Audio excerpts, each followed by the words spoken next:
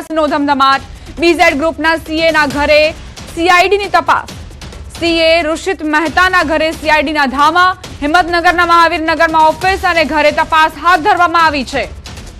BZ ગ્રુપના સીએના ઘરે સીઆઈડીની તપાસનો ધમધમાટ ચાલી રહ્યો છે. રેડ પાડવામાં આવી છે સીએ ઋષિત મહેતાના ઘરે. અનેક જે વ્યવહારો છે તેને લઈને પણ જાણકારી મળે તેવી સંભાવના. હિંમતનગરના મહાવીરનગરમાં ઓફિસ અને ઘરે આ તપાસ હાથ ધરવામાં આવી છે. બીઝેડ ગ્રુપ પર તવાઈ હાથ ધરવામાં આવી છે અને તેવામાં સીએ ઋષિત મહેતાના ઘરે પણ તપાસનો ધમધમાટ ચાલી રહ્યો છે. અહીં સર્ચ ઓપરેશનમાં બેનામી વ્યવહારો મળવાની પણ શક્યતા.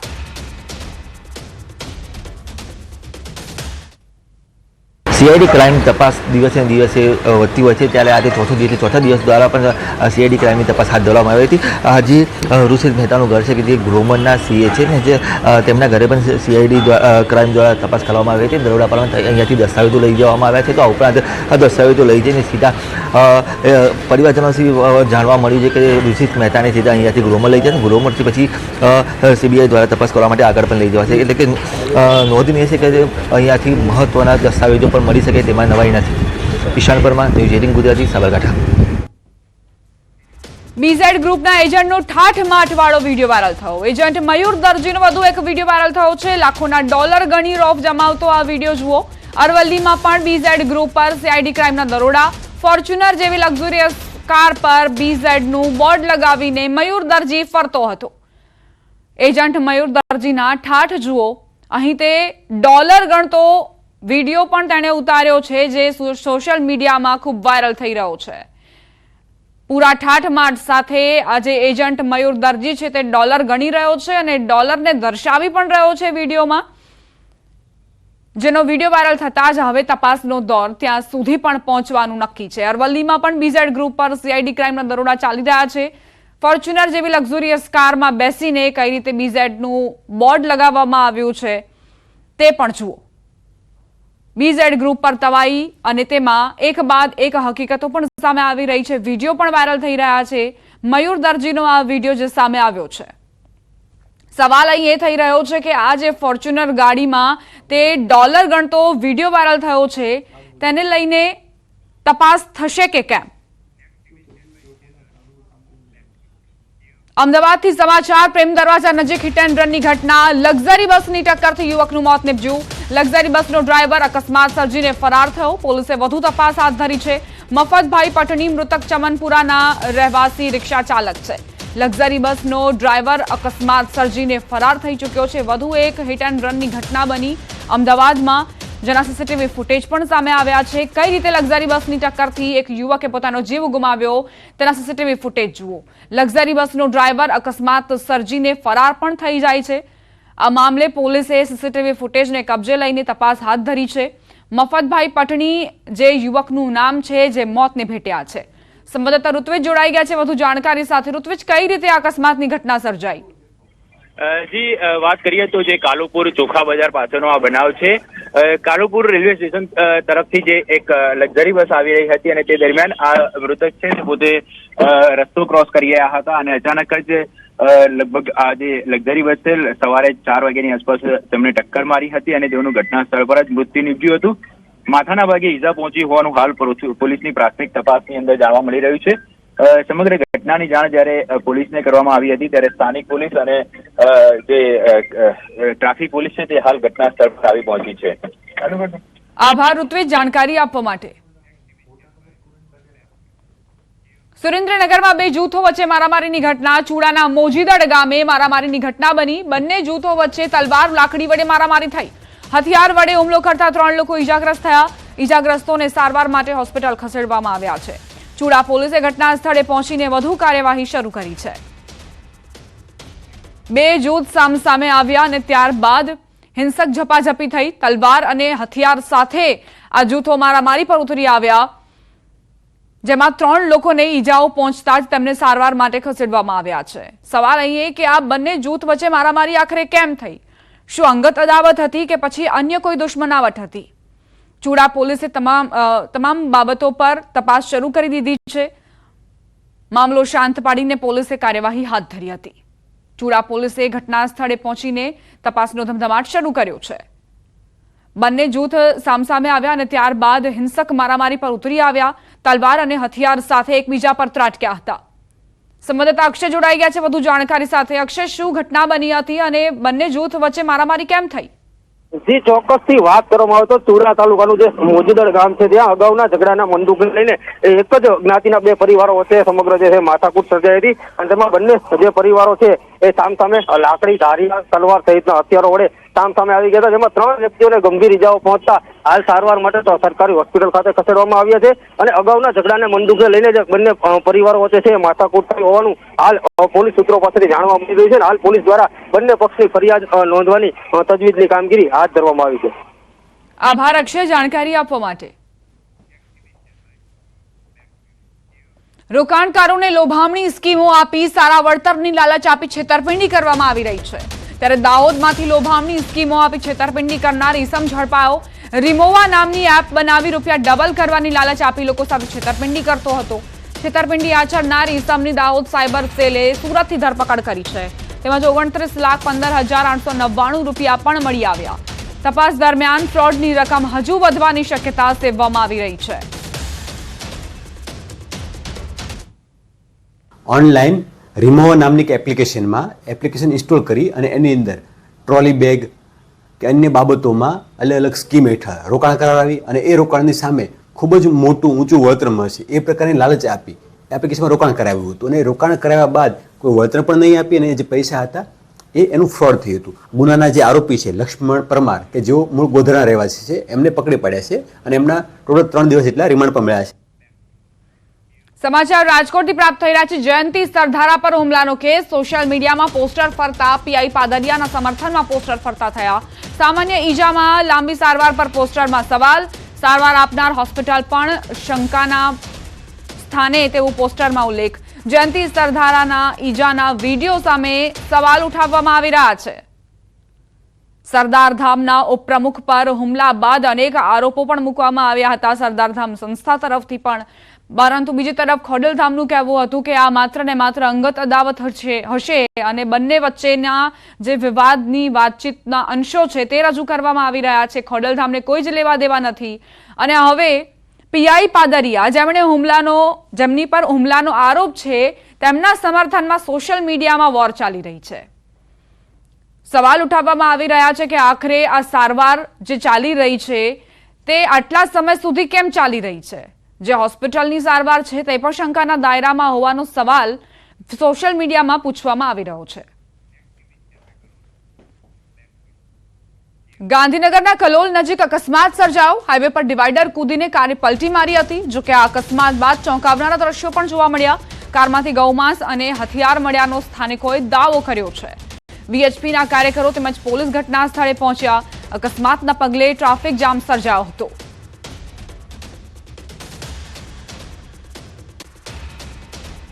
કઈ 140-45 સ્પીડમાં ગાડી આવતી હતી અને એકદમ પલટી મારી છે. અમે અમારા મનમાં એવું કે ગાય ભીટકોણી તે હવે દોડમ દોડ ઉપર આવી ગયા.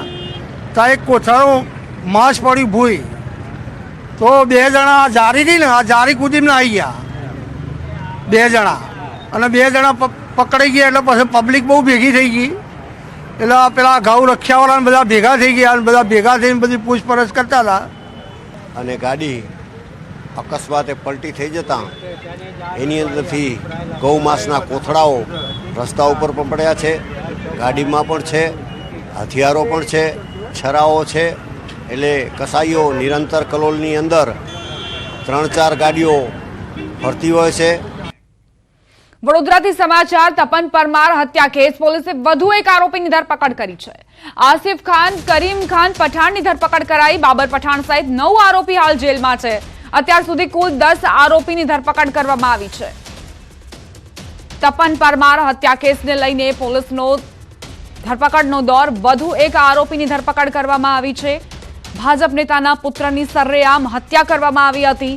તેમજ ધરપકડનો દોર યથાવત છે. આસિફ ખાન, કરીમ ખાન પઠાણની ધરપકડ કરાઈ છે. બાબર પઠાણ સહિત 9 આરોપી હાલ જેલમાં છે.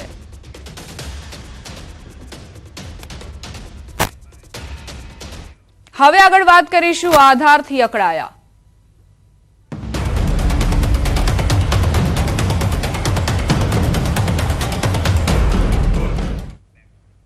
સમાચાર મોરબીથી, જ્યાં ઈ કેવાયસી માટે કતારોમાં લાગ્યા છે અરજદારો. વહેલી સવારે મોરબી જિલ્લા કલેક્ટર દોડતા થયા. જિલ્લા કલેક્ટર કેબી ઝવેરીએ ગ્રામ્ય મામલતદાર કચેરીએ પહોંચીને આધાર કાર્ડ સેન્ટર બહાર ઉભેલા અરજદારોની સમસ્યાઓ સાંભળી. આધાર કાર્ડ કેવાયસીની ધીમી કામગીરી અંગે અધિકારીઓને જરૂરી સૂચનાઓ અપાઈ. સાથે કેવાયસી સેન્ટરની આસપાસની ગંદકીને લઈ સફાઈના પણ આદેશ અપાયા. એજન્સીનો કોન્ટ્રાક્ટ રદ કરી અન્ય કંપનીને કોન્ટ્રાક્ટ આપવા તજવીજ હાથ ધરવામાં આવી છે.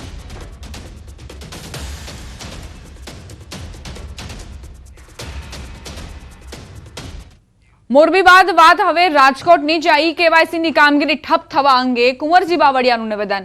તેમણે કહ્યું કે સર્વરમાં જે ખામી છે તે દૂર થશે. સોફ્ટવેરના પ્રશ્નો આવતા અઠવાડિયાથી નહીં રહે અને ઝડપથી કામ થશે. લગભગ એકાદ બે દિવસ પછી આપણું જે આખું સોફ્ટવેર નવું નિર્માણ કરવા જઈ રહ્યા છે, જેથી કરીને અત્યારના જે સોફ્ટવેરને કારણે જે ઈ કેવાયસીના પ્રશ્નો છે એ હું સમજુ છું ત્યાં સુધી આવતા વીકથી લગભગ નહીં રહી ગુજરાતમાં. રાજકોટ મનપા દ્વારા નર્મદા નીરની માંગ કરાઈ. 2500 MCFT નર્મદા નીરની માંગ કરવામાં આવી. જાન્યુઆરીમાં આજી 1 અને ન્યારી 1 ડેમ ખાલી થશે. આજે 1 ડેમમાં 180 MCFT પાણી ઠાલવવા માંગ કરાઈ છે. ન્યારી ડેમમાં 700 MCFT પાણીનો જથ્થો ઠાલવવા માટે માંગ કરવામાં આવી છે. જાન્યુઆરી સુધી ચાલે તેટલું જ પાણી ઉપલબ્ધ છે આજી 1માં અને ન્યારી 1માં, અને એટલે જ રાજકોટ મનપાએ માંગ કરી છે કે નર્મદાનું પાણી ઠાલવવામાં આવે, જેથી કોઈ પાણીની સમસ્યા ન સર્જાય.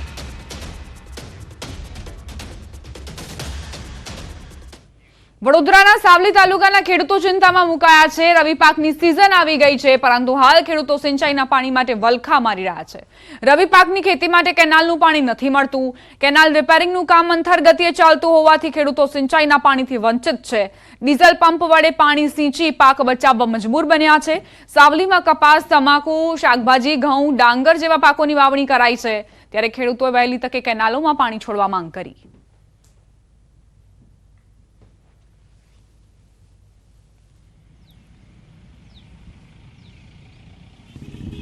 અત્યારે રવિ પાકનો સિઝન આવી ગયો છે, એના માટે સરકારને અમને વિનંતી છે, કેનલની અંદર પાણી છે નહીં ને વહેલી તકે અમને પાણી આપી દે તો બહુ સારું છે.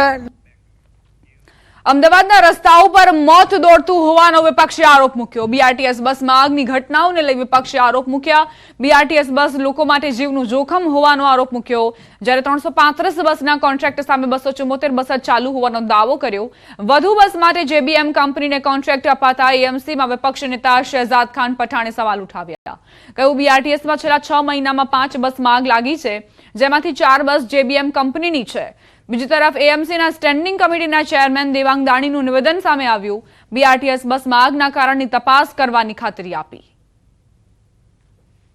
5 बसेस में बीआरटीएस की आगजनी के हादसे हुए हैं, जिसमें 4 बसेस जेबीएम कंपनी नामक कंपनी की थी, लेकिन अहमदाबाद म्युनिसिपल कॉरपोरेशन यहां पर विपरीत कार्य करता है. ऐसी कंपनियों को जिनकी बसेस में आग लगती है उन्हें ब्लैकलिस्ट करना चाहिए, लेकिन उल्टा अहमदाबाद म्युनिसिपल कॉरपोरेशन उसी जेबीएम कंपनी को और 260 बस खरीदने के लिए कॉन्ट्रैक्ट देता है. આ જે બસ છે આવી બસો એની તપાસ કરવામાં આવશે. કયા કારણથી આગ લાગી છે ઇલેક્ટ્રિક બસની અંદર એની ચોક્કસ નિશ્ચિત તપાસ થવી જોઈએ. થોડા સમય પહેલાં મહિનાઓ અગાઉ આવી ઘટના બની હતી, પણ આ ઘટનાઓ રિપીટ ન થાય પરિણામે આપણે વાત કરીએ કે આ કંપની પાસેથી જે પણ બસો જે આપણે ખરીદેલી છે એ તમામ બસોની આપણે વાત કરીએ કે એક તપાસ કરવામાં આવશે. વડોદરા કોર્પોરેશનની સામાન્ય સભામાં હોબાળો ભાજપના જ કોર્પોરેટરે આક્રોશ વ્યક્ત કર્યો. વીએમસીના અધિકારીઓ કામ ન કરતા હોવાના ભાજપના કોર્પોરેટર નિલેશ રાઠોડે આરોપ મૂક્યા. તેમણે કહ્યું કે હવે હદ થઈ, સહન શક્તિ ખૂટી છે. તમે કામ ન કરો અને લોકોની ગાળો અમારે ખાવાની. આરોગ્ય અમલદાર દેવેશ પટેલથી મોટાભાગના કોર્પોરેટર નારાજ છે. તરસાલી, અકોટા, બહુચરાજી, નિઝામપુરાની બદતર હાલતને લઈ રોષ વ્યક્ત કર્યો. આરોગ્ય અમલદાર દેવેશ પટેલ કોર્પોરેટરોને યોગ્ય જવાબ ના આપતા હોવાના આરોપ મૂક્યા. ભાજપ કોર્પોરેટર ઘનશ્યામ પટેલે કહ્યું કે દેવેશ પટેલને એસી ઓફિસમાંથી બહાર કાઢો.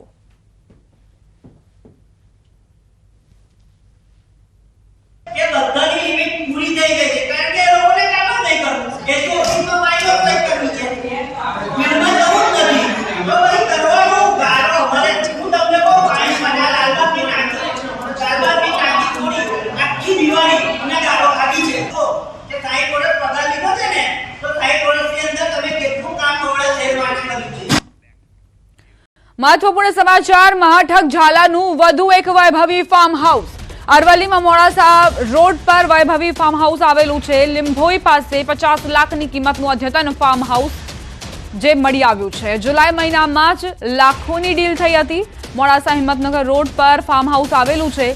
ફરાર BZ CEOની સંપત્તિઓનો અરવલ્લીમાં પણ જમાવડો છે. તેને લઈને પણ એક બાદ એક હકીકતો ખુલશે.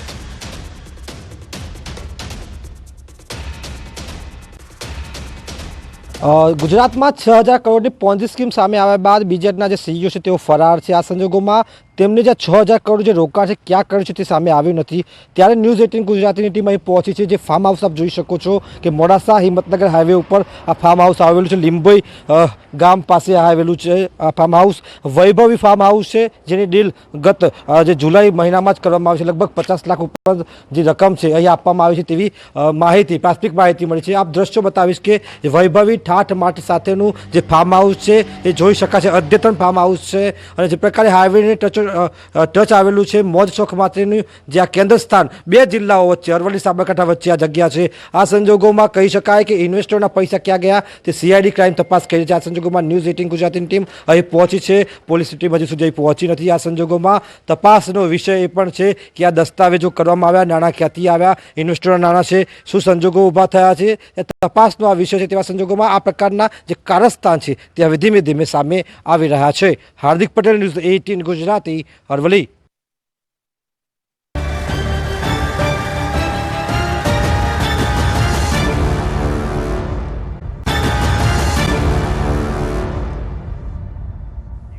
Welcome back. મહેસાણાના નામાંકિત ગ્રુપ પર આઈટીનું સર્ચ ઓપરેશન. રાધે, ટ્રોગન અને ધરતી ગ્રુપ પર સર્ચ ઓપરેશન ચાલી રહ્યું છે.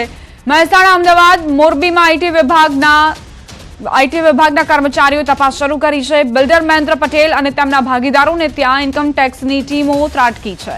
મોરબીમાં 2 સેરામિકને ત્યાં પણ તપાસ કરવામાં આવી રહી છે. મહેસાણાના રાધે ગ્રુપ સાથેના કનેક્શનના કારણે દરોડા પાડવામાં આવ્યા છે. મોરબીમાં પણ દરોડા પાડવામાં આવ્યા છે. શહેરમાં આઈટી વિભાગના દરોડા. મોરબી પેપર મિલ ઉદ્યોગ સાથે સંકળાયેલા ગ્રુપ પર આઈટીની તવાઈ. તીર્થક ગ્રુપ પર વહેલી સવારથી દરોડાની કામગીરી હાથ ધરાઈ છે. પોલીસ બંદોબસ્ત સાથે આઈટી વિભાગ દ્વારા દરોડા પાડવામાં આવ્યા છે. તીર્થક ગ્રુપના અગ્રણી જીવરાજ ફુલતરિયાના રવાપર રોડ પર આવેલ ઘર પર સર્ચ ઓપરેશન હાથ ધરવામાં આવ્યું છે. તો મોરબી, અમદાવાદ અને મહેસાણા અહીં આઈટી વિભાગની ટીમો ત્રાટકી છે. મોરબીની વાત કરીએ તો અહીં તીર્થક ગ્રુપ પર દરોડા પાડવામાં આવ્યા છે.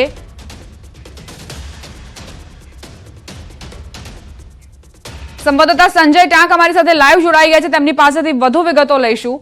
સંજય, રાજ્યભરમાં આઈટી વિભાગ એક્શનમાં આવ્યું છે. મોરબી હોય, અમદાવાદ હોય કે મહેસાણા હોય, આઈટી વિભાગનું સર્ચ ઓપરેશન ચાલી રહ્યું છે. શું વિગતો?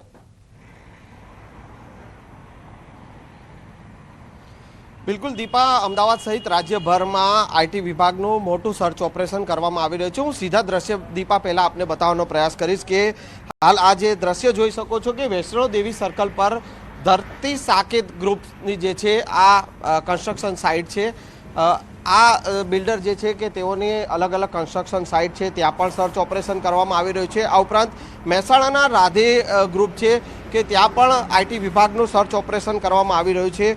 એવી જ રીતે મોરબીમાં પણ સિરામિકના જે વેપારીઓ જે છે ત્યાં પણ સર્ચ ઓપરેશન કરવામાં આવી રહ્યું છે. એટલે કે અલગ અલગ ટીમ જે છે આઈટી વિભાગના અધિકારીઓની 100થી પણ વધુ ટીમ અલગ અલગ જગ્યાએ સર્ચ ઓપરેશન કરવામાં આવી રહ્યું છે. અને જે બિલ્ડર્સની કન્સ્ટ્રક્શન સાઇટની ઓફિસ હોય કે બિલ્ડર્સના નિવાસસ્થાન હોય કે અલગ અલગ જે ઓફિસ હોય તે તમામ જગ્યાએ સર્ચ ઓપરેશન કરવામાં આવી રહ્યું છે. અને આ સર્ચ ઓપરેશનના અંતે 2 નામી નાણાકીય વ્યવહારો મળી આવે તેવી શક્યતા જે છે તે આઈટી વિભાગને લાગી રહી છે. અને તેને લઈને અલગ અલગ ટીમ જે છે અને અલગ અલગ 32થી પણ વધુ સ્થળો પર જે છે તે આ સર્ચ ઓપરેશન કરવામાં આવી રહ્યું છે. અને હાલ આપ જ્યાં જોઈ શકો છો કે ધરતી સાકેત ગ્રુપની આ કન્સ્ટ્રક્શન સાઇટ છે કે ત્યાં પણ ઇન્કમટેક્સ વિભાગના અધિકારીઓનું સર્ચ ઓપરેશન કરવામાં આવી રહ્યું છે. જી દીપા. આભાર સંજય જાણકારી આપવા માટે.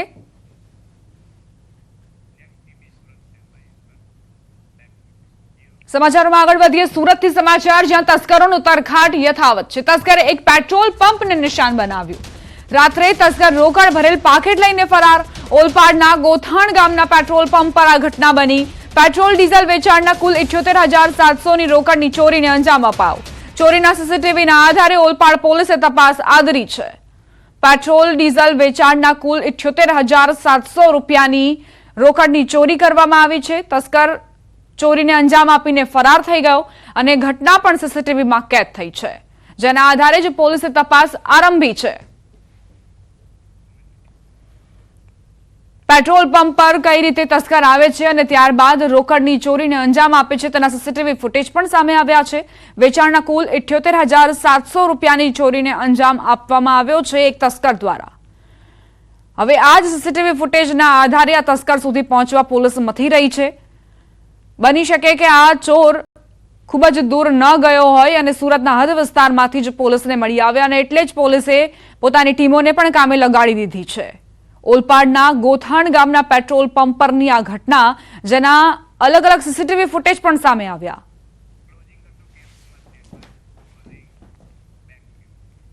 આ સાથે જ બુલેટિનમાં અત્યારે બસ આટલું જ. વધુ અપડેટ્સ માટે આપ જોતા રહો News 18 ગુજરાતી.